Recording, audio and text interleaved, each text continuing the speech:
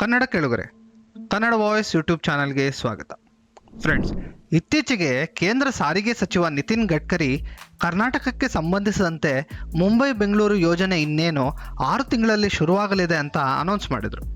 ಈ ರಸ್ತೆ ಯೋಜನೆಗಳು ಯಾವುದೇ ಒಂದು ಊರು, ರಾಜ್ಯ ಹಾಗೂ ದೇಶ ಅಭಿವೃದ್ಧಿ ಹೊಂದೋಕ್ಕೆ ಹೆಲ್ಪ್ ಆಗುತ್ತೆ. ಸೊ ಇಂದಿನ ವಿಡಿಯೋದಲ್ಲಿ ರಾಜ್ಯಕ್ಕೆ ಸಂಬಂಧಿಸಿದಂತೆ ಯಾವ್ಯಾವ ಪ್ರಮುಖ ಯೋಜನೆಗಳು ಸಾಲಿನಲ್ಲಿವೆ, ಯಾವ್ಯಾವ ಎಕ್ಸ್ಪ್ರೆಸ್ ವೇಗಳು ರಾಜ್ಯಕ್ಕೆ ಬರಲಿವೆ, ಇದರಿಂದ ಯಾರಿಗೆ ಹಾಗೂ ಹೇಗೆ ಪ್ರಯೋಜನ ಆಗಲಿವೆ ಅನ್ನೋ ಬಗ್ಗೆ ಈ ವಿಡಿಯೋದಲ್ಲಿ ತಿಳ್ಕೊಳ್ಳೋಣ ಬನ್ನಿ. ಅದಕ್ಕೂ ಮುನ್ನ ನೀವಿನ್ನು ನಮ್ಮ ಚಾನಲ್ಗೆ ಸಬ್ಸ್ಕ್ರೈಬ್ ಆಗಿಲ್ಲ ಅಂದರೆ ದಯವಿಟ್ಟು ಈಗಲೇ ಸಬ್ಸ್ಕ್ರೈಬ್ ಆಗಿ, ಹಾಗೆ ಪಕ್ಕದಲ್ಲೇ ಇರೋ ಬೆಲ್ ಐಕಾನ್ ಮೇಲೆ ಕ್ಲಿಕ್ ಮಾಡಿ.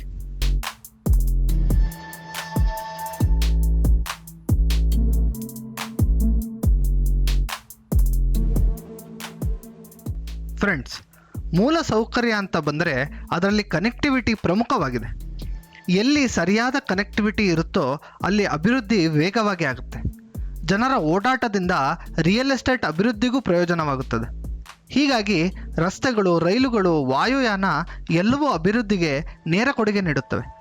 ಈ ವಿಡಿಯೋದಲ್ಲಿ ನಾವು ಕರ್ನಾಟಕಕ್ಕೆ ಸಂಬಂಧಿಸಿದ ಕೆಲ ಪ್ರಮುಖ ರಸ್ತೆ ಯೋಜನೆಗಳನ್ನು ನೋಡ್ತಾ ಹೋಗೋಣ. ಮೊದಲನೆಯದ್ದು ಬೆಂಗಳೂರು ಚೆನ್ನೈ ಎಕ್ಸ್ಪ್ರೆಸ್ ವೇ. ಬೆಂಗಳೂರು ಹಾಗೂ ಚೆನ್ನೈ ದಕ್ಷಿಣ ಭಾರತದ ಪ್ರಮುಖ ನಗರಗಳಾಗಿವೆ. ಸುಮಾರು 18,000 ಕೋಟಿ ವೆಚ್ಚದಲ್ಲಿ ನಿರ್ಮಾಣ ಆಗ್ತಿರೋ ಈ ಎಕ್ಸ್ಪ್ರೆಸ್ ವೇ ಕರ್ನಾಟಕ, ಆಂಧ್ರ ಪ್ರದೇಶ ಹಾಗೂ ತಮಿಳುನಾಡು ರಾಜ್ಯಗಳ ನಡುವೆ ಹಾದು ಹೋಗುತ್ತದೆ. ಬೆಂಗಳೂರು ಹಾಗೂ ಚೆನ್ನೈ ನಡುವಿನ ಎಕ್ಸ್ಪ್ರೆಸ್ ವೇ ಕಾಮಗಾರಿ ಮುಗಿಯುವ ಹಂತಕ್ಕೆ ಬಂದಿದೆ.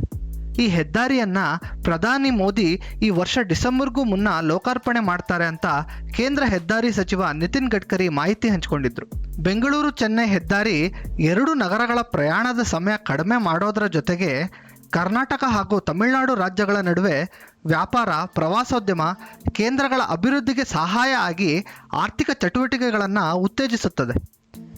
ಈ ಎಕ್ಸ್ಪ್ರೆಸ್ ವೇ ಬೆಂಗಳೂರು ಚೆನ್ನೈ ನಡುವೆ 345 ಕಿಲೋಮೀಟರ್ ಅಂತರವನ್ನು 258 ಕಿಲೋಮೀಟರ್ಗೆ ಇಳಿಸಿದೆ. ಜೊತೆಗೆ ಪ್ರಯಾಣದ ಅವಧಿ ಕೂಡ 2 ಗಂಟೆ ಕಡಿಮೆ ಆಗಲಿದೆ ಅಂತ ಹೇಳಲಾಗಿದೆ.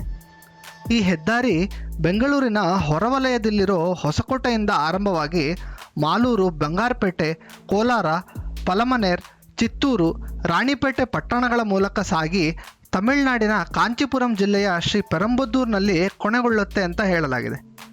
ಸುಮಾರು 18,000 ಕೋಟಿ ವೆಚ್ಚದ ಯೋಜನೆ ಇದಾಗಿದ್ದು 2022ರಲ್ಲಿ ಪ್ರಧಾನಿ ಮೋದಿ ಅವರು ಅಡಿಪಾಯ ಹಾಕಿದರು. ಈ ಹೆದ್ದಾರಿ ಉದ್ಘಾಟನೆ ಇದೇ ವರ್ಷದ ಅಂತ್ಯಕ್ಕೆ ಆಗಲಿದೆ ಅಂತ ಹೆದ್ದಾರಿ ಸಚಿವಾಲಯ ಮಾಹಿತಿ ನೀಡಿದೆ.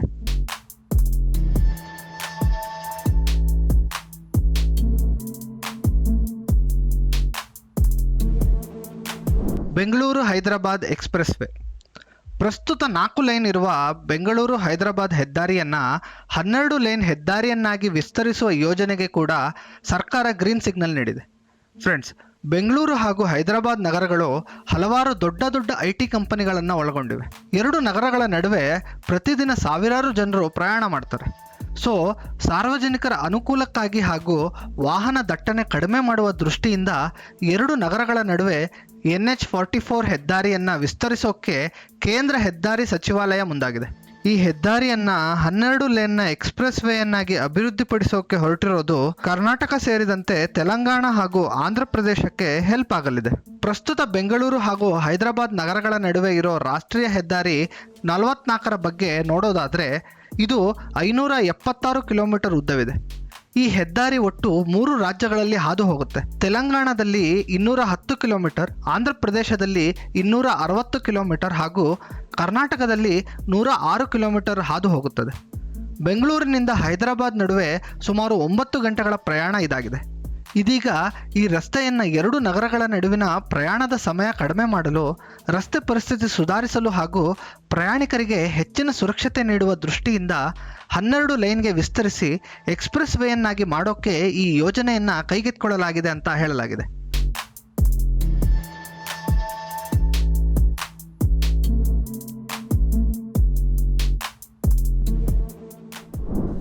Bengaluru Vijayawada express way. Friends, ಈ ಎಕ್ಸ್ಪ್ರೆಸ್ ವೇ ಕೂಡ ಸದ್ಯ ಅಂಡರ್ ಕನ್ಸ್ಟ್ರಕ್ಷನ್ನಲ್ಲಿದೆ. 6 ಲೈನ್ ಎಕ್ಸ್ಪ್ರೆಸ್ ವೇ ಇದಾಗಿದ್ದು ಒಟ್ಟು 624 ಕಿಲೋಮೀಟರ್ ಉದ್ದವಿದೆ. ಪ್ರಸ್ತುತ ಎರಡು ನಗರಗಳನ್ನು ತಲುಪಲು ಸುಮಾರು 12ರಿಂದ 14 ಗಂಟೆ ಬೇಕಾಗುತ್ತದೆ. ಅಲ್ಲದೆ ಈಗಿರುವ ರಸ್ತೆ ಟ್ರಾಫಿಕ್ ಸಮಸ್ಯೆ ಹಾಗೂ ಕೆಲ ಕಡೆ ರಸ್ತೆ ಚಿಕ್ಕದಾಗಿ ಇರುವುದು ಎಲ್ಲವೂ ಸಂಚಾರರಿಗೆ ತಲೆನೋವಾಗಿದೆ. ಈ ಎಲ್ಲ ಸಮಸ್ಯೆಗಳಿಗೆ ಮುಕ್ತಿ ನೀಡೋಕ್ಕೆ ಈ ಎಕ್ಸ್ಪ್ರೆಸ್ ವೇಯನ್ನು ಪ್ಲ್ಯಾನ್ ಮಾಡಲಾಗಿದೆ.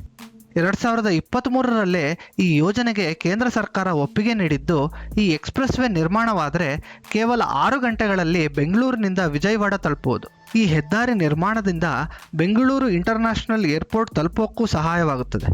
ಈ ಹೆದ್ದಾರಿಯ ಅಂದಾಜು ವೆಚ್ಚ 19,000 ಕೋಟಿ ರೂಪಾಯಿ ಎನ್ನಲಾಗಿದೆ. ಈ ಯೋಜನೆ 2025-26ರಲ್ಲಿ ಪೂರ್ಣಗೊಳ್ಳುವ ನಿರೀಕ್ಷೆ ಇದೆ.